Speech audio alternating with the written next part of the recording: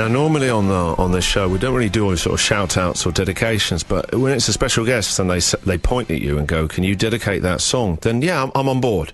So, Noel, who is it I need to dedicate the song to? That's for my two sons, Donovan and Sonny, who are massive U2 fans. Great, you're bringing them up right. They love you too. Yeah, they do. It's a recent thing. What, and so I guess... now, tell me this then. How old are they? Donovan is 7 and Sonny is 4. I caught Sonny the other day doing some scribbling at the kitchen table, just going, Sunday, bloody Sunday. I was like, oh, look at him there singing a song about terrorism. While he's doing his little scribble. Oh, bless him. Now, how do they get into U2? I take it they've obviously got iPads and iPhones. Did they get into because they were force-fed the new album? They're friends. Donovan is a very good friend of Bono. And hang on a minute, your kid is good friends with Bono. I know, they're having a bit of a love in it at the minute. It's a long story.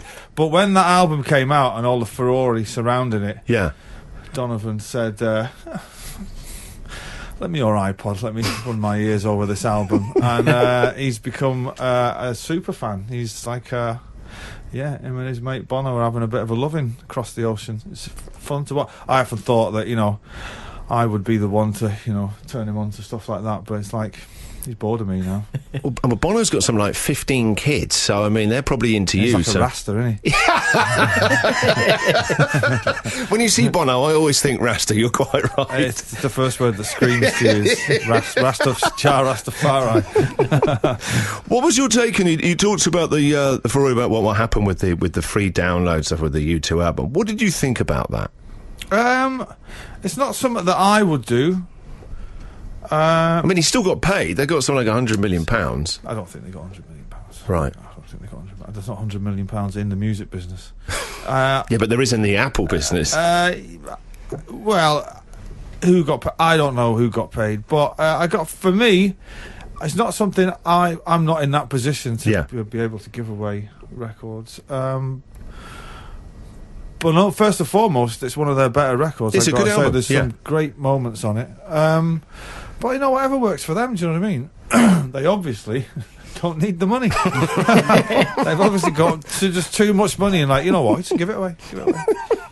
But I'm saying that as I've been doing this record, the one that I've got coming out, sitting in marketing meetings, kind of the most boring things you could ever wish upon a person. After 40 minutes, I'm just thinking... But just easy just to give it away because this is boring. This stuff, going on about how are we going to release this record? And how we used to just come out on a Monday, and that was kind of it. Oh no, you can't do it now. You can only release a record at 2 particular times of the year, if you're me. Really? One's October and one's March. So you've gone for March. I've gone for March because I was too late for October. That's the science behind it all now. Now, what's the deal with the March and October thing then? I don't know. So much to do with TV shows, Glastonbury, and all that kind of thing, I suppose. Right. Because my last album was out in October. This one's out in March. Look at you. So I'm kind of, keeping the fans guessing. But now, are you sat in these marketing because this is the first album, unless I'm wrong, that you've written and produced. So you're the boss now of your own record. Yeah. What was that like? It was the music, the creative side of it was great. I didn't mind that at all. The management of the sessions was. I found not difficult or frustrating. I just didn't know where I was up with it half the time.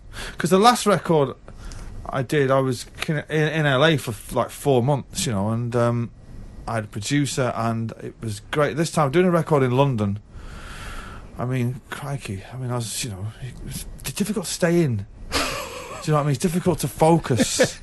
When I'm making whereas when you're in LA and you're on your own, you kind of you're immersed in it. You're stripped away from distractions, is what you're saying. Absolutely. And then this new club opened in London, which you sound like a teenager. Surely now at your time of life, you should be able to focus and do your job. Someone said to me last time I was in there, "You're always in here."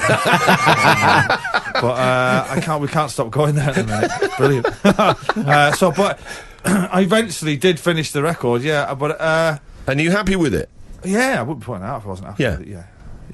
I mean, there's always a pity you thinks maybe would a producer have squeezed another 10% out of it anywhere, but I'm pretty happy with the results. I mean, I got turned down by 3 or 4 producers.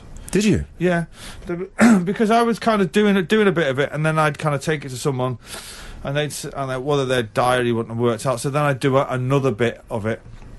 And by the end, it was virtually finished. I had a producer say to me, "You listened to it," and he said, "Well, it's great. What do you want me to do?" And I said, "Well, just want to do what every other producer does: just sit at the back, do nothing, take all the credit for it, and relieve me of £250,000."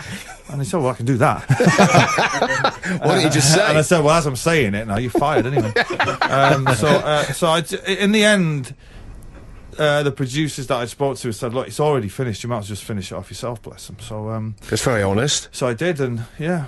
So this is what when saying you got like Johnny Marr plays on one track, right? Yes. Normally with the producer, if you weren't happy with someone who's guesting on it, do you then have a quiet word with him and go, "Listen, don't make it awkward for me, but he needs to work a bit harder"? It's difficult now. You're solo artist. What we used to do in Oasis was, if that didn't happen, you'd kind of say, "Look, mate, it's not me.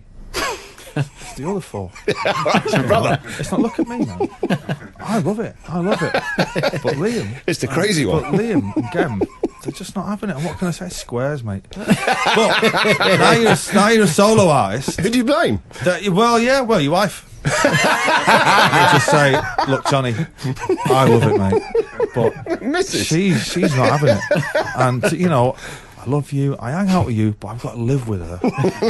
But luckily for me, Johnny's bit on the record is like, I can't wait to hear that. That must have been amazing to get to play with him on a track on your own album. Yeah, I mean, I've known him for a long time. I knew Johnny from before I had a record deal, and I tried to get him on What a Life from the last album, and he couldn't do it. And this time it happened. He had a break in his tour, and I was doing that, and it was brilliant. And it was amazing to be in the studio with him all day and watch him at work. And he's such a top dude, man. He's really annoying about him is this: he's only 18 months older than me, and he's been around forever. He has decades. Yes, but he looks so young. Absolutely. And I did a gig with him at Brixton a while back, and we were looking at him and I was thinking, God, you make me sick. He's literally 18 months older than I am, and yet he's done so much. Because he was like 16 in the Smiths or whatever it was.